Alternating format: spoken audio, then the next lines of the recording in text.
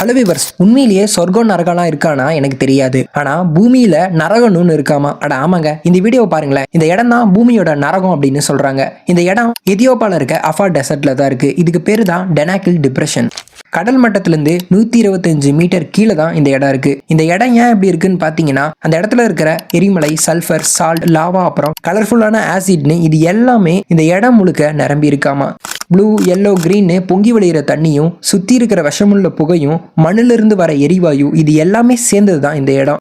பார்க்க வேணா இது ரொம்பவும் அழகா இருக்கலாம், ஆனா இது ரொம்பவும் ஆபத்தான ஒரு இடம். இந்த இடம் முழுக்க பாய்சனஸ் கேஸும், டெம்பரேச்சர் கிட்டத்தட்ட 55 டிகிரி செல்சியஸ் வரை இருக்குமா.